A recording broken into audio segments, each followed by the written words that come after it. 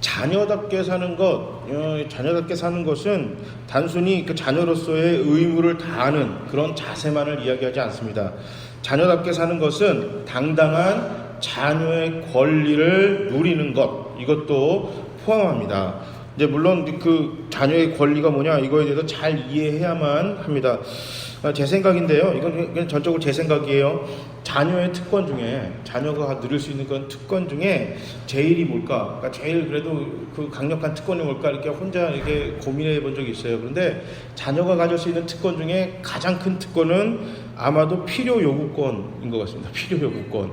근데 필요 요구인데 이게 그냥 필요 요구가 아니라 뻔뻔함으로 무정돼 있어요. 뻔뻔함으로 무장이 되어 있습니다. 그러니까 이게 자녀가 가장 큰 특권이 뭐냐? 뻔뻔한 필요 요구권. 이게 제 생각입니다.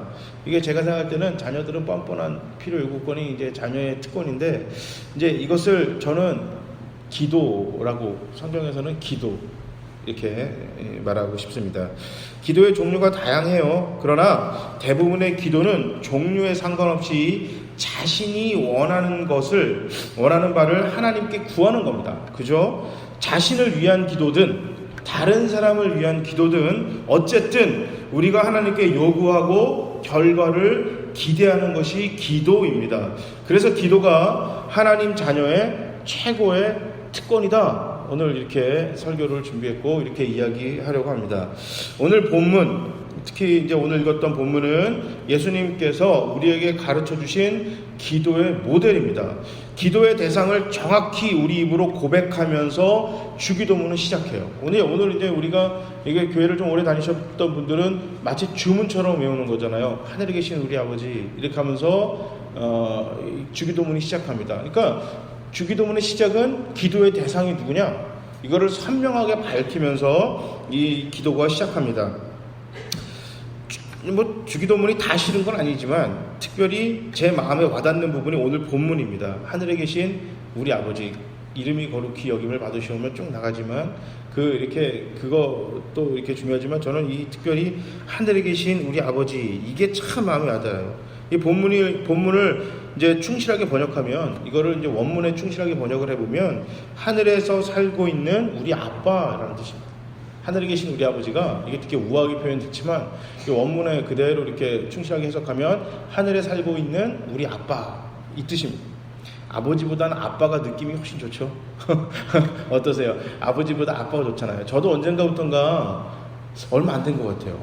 아마 이게 40이 접어들고 나서부터 그렇게 했던 것 같은데, 저희 아버지를 이렇게 그 전까지는 아빠 그랬거든요. 그런데 결혼을 했어도 아빠 했고, 그 애가 태어났어도 아빠 그랬었는데 어느 날부터인가 제가 아버지 이렇게 부르더라고요. 그러니까 아버지라는 말이 나쁜 건 아닌데, 이게 아버지라니까 왠지 그 감정의 거리가 약간 조금 먼 듯한 느낌, 그렇게 들죠. 근데 아빠 그러면 어떠세요? 느낌이 확 좀 친근해지잖아요. 오늘 예수님 그렇게 가르쳐 주신 거예요. 하늘에 살고 있는 우리 아빠. 괜찮죠? 자, 하늘에 있다는 얘기는 돌아가셨다는 뜻이 아니고 이 당시에 하늘에 살고 있다라는 표현은 황제나 신에게 사용하는 말입니다. 관용적인 표현입니다. 하늘에 살고 있다라는 표현은 돌아가신 분이 아니라 황제나 신에게만 사용했던 단어입니다. 그러니까 이 땅에서 거침없이 무슨 일을 할 수 있는 존재, 그분이 바로 우리 아빠. 예수님은 그렇게 이야기하셨습니다. 어깨가 좀 괜찮아지죠? 그런데 완전 금수저예요. 금수저 정도가 아니라 다이아몬드 수저가 바로 우리들입니다. 그런데 여기서 또 한 가지 눈에 밝히는 부분이 우리라는 표현입니다. 그러니까 우리라는 말은 어떤 소속을 분명히 지칭하는 말입니다. 예수님 시대에 우리라는 표현은 이방인들과 구별한 목적으로 이스라엘 사람들을 표현할 때 우리라는 말을 썼어요. 근데 이게 지금 우리나라 같은 경우는 이게 좀 잘 이해가 돼요. 왜냐하면 그래도 나름 단일 민족이니까.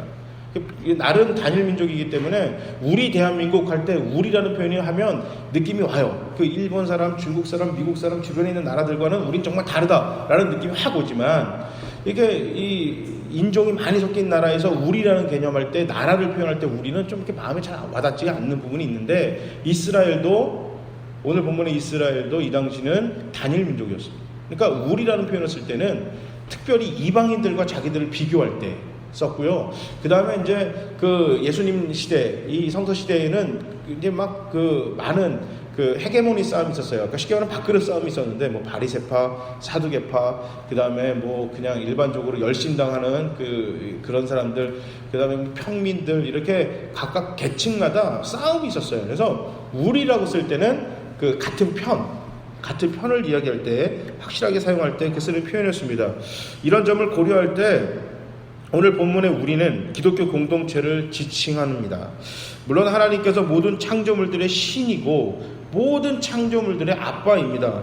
그러나 그럼에도 불구하고 예수님께서 특별히 우리라는 표현을 쓰신 이유는 기도하는 사람이 내 자신의 소속을 분명히 깨닫고 있어야 한다라는 이야기입니다.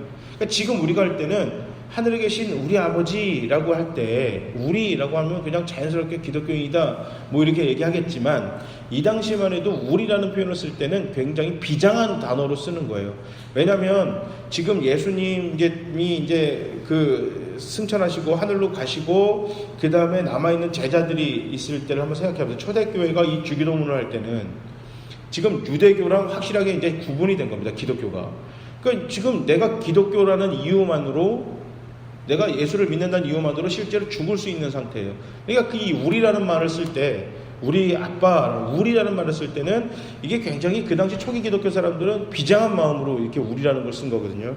왜 예수님께서 특별하게 이 공동체에게 하나님을 아빠라고 부르며 요구할 수 있는 것을 허락하셨는가? 이 말은 우리가 어디에 속해 있고 우리가 누구인지를 분명히 알아야 한다. 그러니까 분명하게 예수님이 이렇게 말씀하신 거예요. 그러니까 하늘의 아빠, 그러니까 너는 하늘에 있는 하나님의 아빠다. 하나님이 창조주가 아니라 창조주뿐만 아니라 너의 아빠다. 그러니까 너는 하나님의 자녀다. 이걸 잊지 마라. 우리 주님 이렇게 말씀하신 겁니다. 하나님이 우리 아빠다. 좋죠. 그런데 이게 무슨 생각이 드세요? 하나님이 우리 아빠라고 생각하면 저는 뭐 해달라고 할까 이게 머리를 떠는 거예요. 이게 우리 아버지가 돈이 많으면 재산이 많은 분이 우리 아빠면 아 이게 뭐 그냥 좋겠다, 자랑스럽다. 우리 아빠가 무슨 뭐 예를 들어서 이게 전 세계에서 이름을 드높일 만큼 부자다 그러면은 뭐 아니면 하면 되게 자랑스럽다 이 생각이 드는 게 아니라 제가 처음에 먼저 떠오르는 생각은 뭐부터 사달라고 하지? 뭐부터 해달라고 하지? 차부터 바꿀까? 뭐 이런 생각이 먼저 딱 들어요.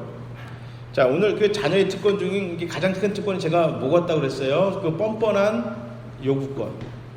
뻔뻔한 필요 요구권이라고 그랬습니다. 자, 자녀의 의무 중 하나는 부모의 뜻에 순종해야 하는 것입니다. 맞죠? 많은 의무들이 있겠지만 자녀가 꼭 짊어져야 될 의무 중에 하나는 부모에게 순종해야 되는 것입니다. 그러나 부모에게 설령 순종하지 못했다 하더라도 자녀에게는 필요를 구할 수 있는 권리가 있습니다. 그래서 예수님께서 우리의 일용할 양식과 안전을 위해 뻔뻔하게 구하라 이렇게 가르치십니다. 우리가 바로 하나님의 아들과 딸이기 때문입니다. 하나님께서 우리의 아빠이기 때문에. 혹시 이 아빠라는 단어가 불편하신 분 계세요? 아빠라는 단어가? 그러면 뭐 엄마라고 생각하셔도 돼요. 그러니까 쉽게 말하면 부모다라는 뜻이에요. 하나님이 우리의 부모다. 이게 정당한 권리입니다. 맡겨놓지도 않았음에도 뻔뻔하게 밥 달라고 돈 달라고 할 수 있는 것이 바로 자녀입니다. 그죠? 돈을 지불하지 않고 매일 밥을 얻어먹음에도 더 맛있는 것을 요구하는 것이 자녀입니다. 가끔 주는 대로 먹어 이렇게 혼나기도 하는데 앞에 단어가 하나 더 붙긴 하는데 설교라서 뭐 그거까지 하긴 뭐하고 이렇게 주는 대로 먹어라 이렇게 뭐 이렇게 엄마가 막 짜증을 낼 때도 분명히 있습니다. 그럼에도 불구하고 또 뭐 맛있는 거 해달라고 땡깡 부리는 게 자녀들이에요. 아니 거창한 요리를 해달라고 그러면 이해가 돼요. 그러니까 내가 요리를 못하는데 뭘 먹고 싶은 게 있어. 아니 그래서 그 엄마한테 해달라는 거야. 내가 못하니까 이해가 됩니다. 하지만 이게 스스로 끓일 수 있는, 스스로 할 수 있는 라면조차 끓여달라고 땡깡 부릴 때도 있어요. 그죠? 라면을 끓여달라고 했으면 주는 대로 그냥 먹지 왜 물을 많이 넣냐, 왜 파를 넣냐, 뭘 했냐 이걸 가지고 엄마한테 난리칠 때가 있어요. 그러면 또 이제 엄마는 또 짜증나가지고 그냥 주는 대로 먹어, 네가 끓여 먹어 하지만 또 나중에 밥 뭐 해달라고 그러면 해주세요. 이게 부모고 이게 자녀입니다. 하여튼 중요한 것은 욕하시더라도 대부분 해주신다는 거예요. 부모가 할 수 있는 거는 자녀들한테 하는 게 부모고 또 자녀들은 부모의 상황과 상관없이 뻔뻔하게 구하는 게 이게 자녀들입니다. 이게 묘한 관계인데 이게 자녀의 특권이고 또 부모의 특권이기도 합니다. 어쩌다 몇 번 설거지나 밥을 엄마 대신 했을 경우 마치 자기가 평생 그렇게 살아온 것처럼 난리치는 게 자녀예요. 그죠? 어쩌다 한번 설거지 해놓고 나서 뭐 엄청나게 자기가 대단한 것처럼 지방 지가 치워놓고 나서 되게 유세를 떨어요. 그죠? 아니 뭐 엄마 방 치운 것도 아니고 지방 치운 걸 가지고 뭐 나는 대단한 사람인 것 마냥 이렇게 난리를 칩니다. 대부분 용돈이나 필요한 것이 있을 때 잘합니다. 제가 이제 미국 유학생활 할 때 언제 집에 전화할까요? 돈 필요할 때, 돈 필요할 때 전화해요. 막 얼마나 효단지 몰라요. 뭐 환율 걱정해요. 뭐 아버지 어머니 건강 걱정해요. 그러고 나서 이만큼 얻어내기 위해서 그냥 이렇게 비타민 몇 개 사서 이렇게 보내고 막 그냥 그런 게 있거든요. 되게 치사해요. 부소식이 희소식이지라고 평소에 그렇게 지나다가 필요할 때는 과감히 전화를 해서 얘기를 하는 것이 자녀들입니다. 근데 이것이 자녀의 특권이라고 오늘 기도를 통해서도 예수님께서 우리에게 가르쳐 주시고 계십니다. 우리가 아무리 잘못하고 또 그 잘못을 회개치 못하여 몇 대 쥐어 터진다 해도 변함없는 사실은 우리가 하나님의 자녀라는 것입니다. 그리고 그 자녀에게 하나님은 언제나 좋은 것을 주시기를 원한다. 이것이 바로 변함없는 사실입니다. 이걸 꼭 잊으시면 안 돼요. 나는 하나님의 자녀고 하나님은 자녀들에게 언제나 좋은 것을 주시기를 원하는 우리의 아빠다. 우리의 부모다. 이것은 변함없는 사실입니다. 이거를 잃어버리면 굉장히 이게 골치 아파요. 힘들어지는데. 자, 그런데요. 흔히들 기독교의 기복신앙에 대해서 우려를 합니다. 기복신앙이 뭐예요? 그렇죠? 복을 구하는 것. 복을 원하는 그런 믿음, 그런 신앙을 이야기합니다. 하나님께 복을 원하는 것이 잘못됐다. 이렇게 얘기하는 사람도 있어요. 근데 이게 진짜 잘못됐어요? 하나님께 진짜 복을 원하는 게 잘못된 건가요? 그러나 성경은 계속해서 우리에게 하나님의 복을 말하고 있습니다. 하나님의 자녀들이 하나님으로부터 받은 복에 대해서 감사하라. 그리고 앞으로 받을 복에 대해서 어떻게 하라? 기도하라. 기대하라. 이렇게 가르칩니다. 소망을 가져라. 이렇게 이야기하고 있습니다. 오늘 본문이 포함된 주기도문에도 하나님으로부터 받을 복을 당당히 요구하라. 우리 주님이 직접 가르쳐주고 계세요. 하나님이 직접 얘기하시는 거예요. 너희가 받을 복을 당당히 요구하라.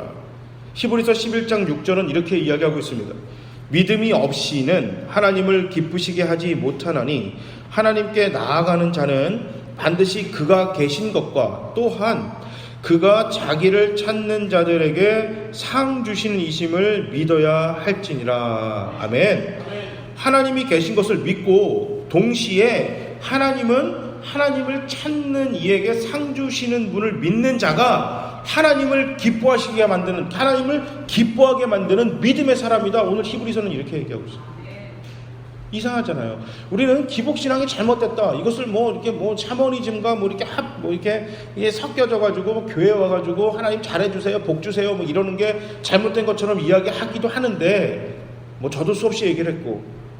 그런데 성경에서는 아니, 하나님이 기뻐하시는 사람은 하나님이 살아계신 것을 믿는 사람, 그런데 동시에 어떻게 믿어요? 하나님은 하나님을 찾는 이에게 상 주시는 분인 것을 믿는 사람이 하나님을 기뻐하신다는 거예요. 그러니까 하나님에게 복을 구하는 사람을 하나님은 기뻐하신다는 거예요. 하나님께 복을 구하는 자가 믿음의 사람, 자녀다운 사람입니다. 오늘 본문에 자녀답게 구하라. 그러므로 복을 원하는 신앙이 잘못된 게 아니에요. 축복을 비는 것이 잘못된 것이 아니라 번영만을 구하는 것이 잘못된 거예요. 이게 무슨 얘기냐면 축복이 영어로 blessing입니다. blessing. 축복. 그래서 우리가 미국에 있을 때 God bless you. 당시 하나님이 당신을 축복하길 원합니다. 인사가 굉장히 기분 좋은 인사예요. 품격 있는 인사 중에 하나가 God bless you입니다. 그런데 축복이 blessing이라면 번영은 prosperity예요. 그러니까 이제 말하면 이렇게 부자라는 느낌이에요. 자, 축복을 비는 게 잘못되는 게 아니라 prosperity theology, 그러니까 이 번영신앙 이것이 잘못된 것입니다. 자, 축복이 뭐냐면 영과 육의 올바름이 축복입니다. 올바름. 자, 요한 3서 2절에 뭐라고 그랬냐면 사랑하는 자여 내 영혼이 잘됨 같이 내가 범사에 잘 되고 강건하기를 내가 간구하노라. 이것이 바로 축복입니다. 영혼이 잘 되고 범사가 잘 되는 것, 이것이 성경에서 말하는 축복, 이것을 구하는 것이 기도고, 이러한 자세가 기복신앙입니다. 자녀답게 구하는 것은 영육의 올바름, 이것을 자녀답게 구하는 것입니다. 우리가 조심해야 될 것은 이 축복을 위하는 기도가 아니고 번영을 위하는 자세, 번영만을 추구하는 자세를 우리가 멀리해야 되는 것입니다. 이것이 교회를 병들게 하고 자녀다운 삶을 망치게 만듭니다. 번영 신학, 번영 복음, 번영에 대한 신앙의 자세는 성경에 봐서는 축복과 다르다고 제가 이야기했습니다. 그러니까 이거 번영 신학은 성경에서 지금 우리 교회에서 어떻게 이야기하고 있냐면, 예수 믿으면 반드시 잘 살게 됩니다. 기도하면 무조건 건강하게 됩니다. 여러분 11절 열심히 내면 장수할 겁니다. 잘 된다. 그렇게만 하면 이 땅에서 떵떵거리게 살 것이다. 하나님이 잘해 주실 것이다. 이것만을 이야기하는 것이 바로 번영신앙입니다. 이게 잘못됩니다. 이거를 멀리 하셔야 돼요. 기복신앙이 잘못된 게 아닙니다. 당연히 복을 빌어야죠. 자녀인데 부모는 자녀가 잘 되기를 원하는 게 부모예요. 그죠? 그런데 그게 잘못됐다고 얘기하니까 문제인 거예요. 아니요, 복을 구하시기 바랍니다. 그러나 영육의 복을 구하시고 번영신앙, 이 땅에서 뭐만 하면 돈을 많이 벌게 될 겁니다. 건강하게 될 겁니다. 성공할 겁니다. 좋은 대학 갈 겁니다. 부모가 1,000번제를 드리면 자녀가 좋은 대학 갈 겁니다. 이게 번영신앙입니다. 11조 내면 하나님이 여러분들 부자로 만들어줄 거예요. 주일날 예배 빠지지 않고 교회 나오면 잘해줄 겁니다. 주일날 예배 빠지고 가족끼리 놀러가면 교통사고 납니다. 이런 게 번영신학이에요. 이거를 멀리 하셔야 된다. 성경에서 말하는 축복, 영육의 올바름은 잘됨, 아까 히브리서 얘기했던 잘됨, 내 영이 잘됨 같이 네가 범사에 잘 되고, 여기서 잘 되다는 얘기는 그냥 우리 단어 말 그대로예요. 올바름을 얘기합니다. 영어로 하면 right way, right thing. 그러니까 올바름, 내가 맞았냐 틀렸냐 그 뜻이에요. 맞았냐 틀렸냐, 올바른 길로 가냐 잘못된 길로 가냐, 바로 그 뜻입니다. 풍성함, 넘침이 얘기하는 이런 번영, 프로스퍼리티를 말하는 게 아니에요. 풍성함과 넘침은 분명코 축복 안에 들어와 있습니다. 이게 우리가 조심해야 되는 게, 축복이라는 큰 카테고리 안에 번영이 들어가 있는 거지, 번영이라는 큰 카테고리 안에 축복이 들어가 있는 것이 아니라는 거예요. 기복신앙은 복이라는 큰 하나님의 올바름이라는 그 안에 번영이 들어가 있는 건데, 번영신앙은 번영이라는, 우리가 잘 먹고 잘 살아는 그 모든 그 큰 그 안에 축복, 올바름이 그 안에 들어가 있는 거예요. 그러니까 문제가 있죠. 내가 올바르지 않게 신앙생활하고 이 땅에서 살아요. 쉽게 말하면 도덕적으로 윤리적으로 문제가 있게 사는데 교회 나와서 기도하고 11조 내고 봉사하고 해서 잘 된단 말이에요. 그러면 이게 하나님의 축복이라고 생각하는 것이 번영신앙입니다. 성경에서 말하는 복은 올바름이에요. 나의 윤리적으로 도덕적으로 안 그랬던 사람이 어제보다 오늘보다 내일 조금씩 올바르져 가는 것입니다. 이것이 복이에요. 영육이 바른같이. 이것이 축복입니다. 하늘 아빠가 원하는 건 그거예요. 그러니까 올바르게 살다 보니까 부자가 될 수도 있고, 이것이 바로 성경에서 말한 복인데, 내 올바름이 없이 부자가 된 것만으로, 내가 이 땅에서 건강한 것만으로, 내 자녀가 잘 된 것만으로 하나님이 축복했구나라고 착각하게 만드는 것이 번영신앙입니다. 이것은 절대 멀리해야 됩니다. 그렇게 되면 자녀답게 못 살아요. 절대 자녀답게 살 수가 없습니다.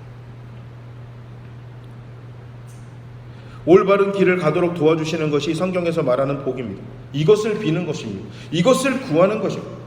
올바른 부자가 되기를 소망하는 것입니다. 바른 지식인이 되길 바라는 것.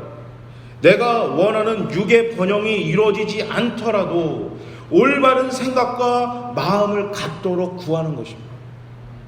이것이 바로 축복이고 자녀답게 구하는 것입니다. 올바른 믿음을 바라는 것입니다. 바른 영의 상태를 유지하는 것. 이것이 바로 복입니다. 빌립보서 4장 12절 13절에 사도 바울은 이렇게 고백합니다. 나는 비천에 처할 줄도 알고 풍부에 처할 줄도 알아. 모든 일 곧 배부름과 배고픔과 풍부와 궁핍에도 처할 줄 아는 일체의 비결을 배웠노라. 내게 능력 주시는 자 안에서 내가 모든 것을 할 수 있느니라. 아멘. 내게 능력 주시는 자 안에서 내가 모든 것을 할 수 있다. 이 부분만 보니까 마치 내가 이 땅에서 슈퍼맨처럼 살아갈 수 있을 거다라고 이렇게 해석하거나 이렇게 생각하시는 분들이 있는데요. 사도 바울은 그 얘기를 한 게 아니에요. 이 앞부분에 얘기했잖아요. 나는 부자로도 살 수 있고 가난한 사람으로도 살 수 있다. 내게 능력 주시는 자 안에서. 누구예요? 주님 안에서.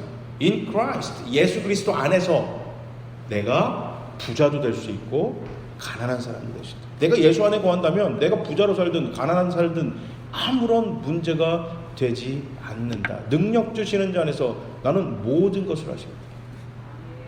괜찮죠? 이게 진짜 우아한 거예요. 이게 복 아닐까요? 하나님 안에 있을 때 내가 번영하든 번영하지 않든 나는 괜찮습니다. 주님만으로, 예수가 있다는 그것만으로 나는 괜찮습니다. 이게 축복이에요. 이게 축복. 사도 바울은 가난한 사람이든 부자든 모든 상황에 처할 수 있다 고백합니다. 왜냐하면 올바른 길을 갈 수 있는 법을 배웠기 때문에. 누구한테 배웠다고 했어요? 바로 우리 하나님으로부터. 하나님의 축복, 영육의 올바름의 복을 받았고 계속해서 받기를 소망하기 때문에 번영에 목매이지 않을 수 있다. 이렇게 고백하고 쓴 거예요. 이 고백이 사도 바울의 고백이 아니라, 그분만의 고백이 아니라 바로 저와 여러분 우리 모두의 고백이 되시기를 주님의 이름으로 축복합니다. 철저하게 조심해야 할 자세, 번영신앙. 육신의 풍성함만을 추구하는 자세. 한자어로 기복은 복을 빈다라는 뜻이에요. 이는 성도들에게 적극 권장해야 돼요. 복을 비는 것은 권장해야 되는 얘기입니다. 특히 다른 사람들을 위해서 복을 비는 것은요, 성경에 보면 민수기서 6장 24절 26절에 보면 왕 같은 제사장들에게만 주어지는 권리였어요. 그러니까 내가 다른 사람을 위해서 축복을 빌 수 있는 것은 제사장이나 왕들만 할 수 있는 권리를 하나님이 우리에게 주신 거예요. 베드로서에 너희는 왕 같은 제사장이다. 우리 부모님들, 아버님뿐만 아니에요. 어머님들, 부모님들 저녁에 아이들 잘 때 기도해 주실 때 머리하고 손을 얹고 기도해. 목사만 안수하는 게 아니라 이런 부모님들이 할 수 있는 거예요. 손을 얹고 꼭 기도해서 축복하세요. 빌 수 있는 축복을 빌되 공부 잘하게 해주세요. 건강하게 해주세요. 이것도 좋지만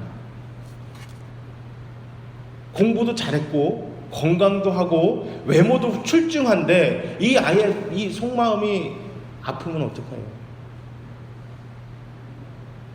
그렇죠? 외모가 조금 안 되면 고치면 돼요. 고치면 돼요. 이게 의느님의 이렇게 그걸 빌려서 부모님 나를 낳으시고 뭐 이렇게 그 의사 선생님 나를 만드셨네 이런 얘기처럼 이렇게 그분이 이렇게 좀 이렇게 찍거나 하면 돼요. 요즘 잘 먹어서 키도 크고요. 요즘 뭐 왜 그 연예인들 보면 특히 뭐 이렇게 그 지디인가요? 그 친구 보면 키도 작아요. 얼마나 인기가 좋아요. 물론 남자가 키 크면 좋긴 하겠지만 키가 작아도 그게 아니거든요. 그러니까 이게 외모적인 것, 외형적인 거는요, 내가 해줄 수 있어요. 부모가 어느 정도는. 또 내가 못 해줄 수도 있지만 그건 자기가 열심히 하면 할 수 있지만 내 마음과 생각은 하나님 아니면 안 돼요. 여러분 정말 그 복을 빌어주시기 바랍니다. 이 아이의 마음이 내가 못 만지는 거 주님 만져주십시오 라고 그거 축복하시고, 이게 왜 그런 요한복음에 나오는 이게 예수님에 대한 그 표현, 어렸을 때 표현, 예수가 키와 지혜가 자라매 하나님과 사람들 앞에 사랑스러워져 가더라. 와, 이게 얼마나 큰 이게 그거예요. 이게 막 뭐예요? 그 다윗처럼 왕 같은 그렇게 막 세상적으로 성공한 사람이 되게 해주세요. 이렇게 여러분 축복하는 것도 좋지만 이 아이의 키와 지혜가 자랄 때 하나님과 사람들 앞에 사랑스러워져가는 아이가 되게 해주시옵소서 하고 여러분 마음껏 복을 비세요. 여러분 지금 자녀나 회사나 학교나 심지어 그 건물도 좋아요. 뭐가 됐든 여러분 마음껏 축복을 다른 사람한테 빌 수 있는 것은 왕과 제사장만 할 수 있는 특권이었는데 이것을 성경에서 신약 성경의 베드로서에서 우리 모두에게 하나님의 자녀들에게 허락하셨습니다. 다른 사람들을 위해서 축복을 마음껏 비시는 모두가 되시길 바랍니다. 중요한 거는 바른 방향으로 가야 돼요. 올바른 방향. 올바름을 위한 복을 구해야 돼요. 올바름. 결과를 위한 복이 아니라 풍성함을 위하여 하면 바르지 않을 때 풍성할 수도 있습니다. 미국에 있을 때 이 스포츠 선수들이 문제가 생겼던 게 스테로이드. 내가 굉장히 좋아하던 스포츠 선수가 있었어요. 베리 본즈라고. 이제 처음에 박찬호 선수 이렇게 막 야구를 던지는데 키도 크고 흑인인데 이렇게 등치도 되게 좋아요. 우리가 알고 있는 잘 달리는 선수들은 뭐 얄쌍해야 되잖아요. 이정범 선수처럼. 그런데 덩치도 큰 선수가 엄청 빠른 거예요. 그리고 미국 가서 보니까 이 베리 본즈는 거의 전설이에요. 이 백인들이 아무래도 팔을 치는데 막 흑인이 막 홈런 치고 또 엄청나게 약간 건방진데 그것도 되게 멋있더라고요. 되게 좋아했는데 이 스테로이드 때문에 결국은 인정을 못 받았습니다. 스테로이드를 하는 거는 몸을 튼튼하게 만들어줍니다. 하지만 올바른 것이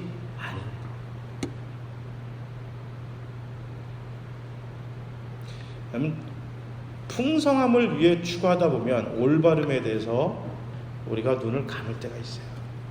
하나님의 은혜라는 것을 이상하게 우리가 표현을 시켜서 하나님의 사랑, 하나님의 은혜를 해서 우리 교회가 또는 목사가 우리 또 신앙인들이 잘못 가는 거를 하나님의 은혜, 하나님의 사랑으로 교묘하게 덮여갈 때가 있어요.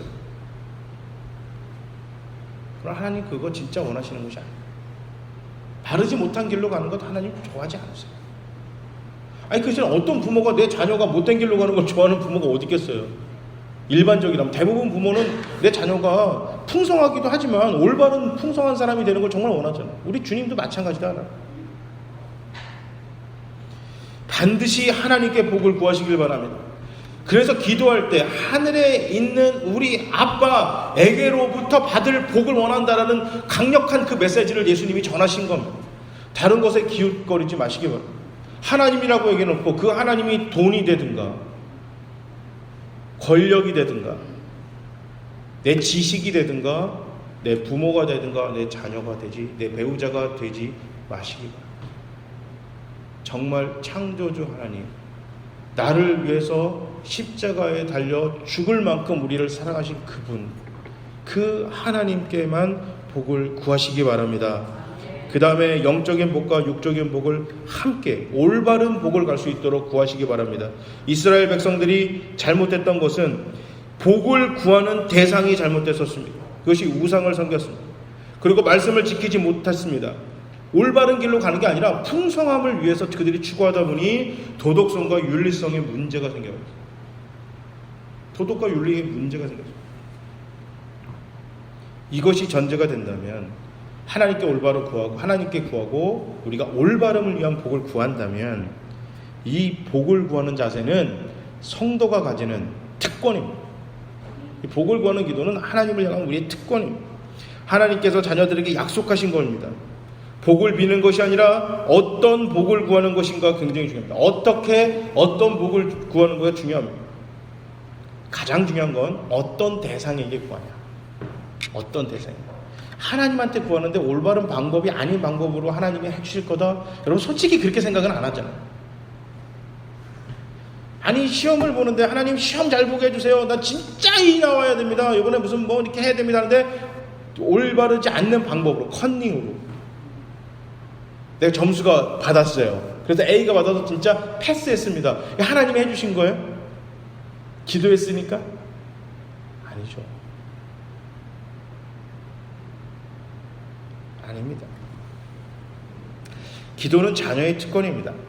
하나님을 아버지라 부를 수 있는 그런 자들만의 특권이에요. 그 하늘 아빠가 오늘 우리에게 말씀하십니다. 구해라. 줄 테니 구해라.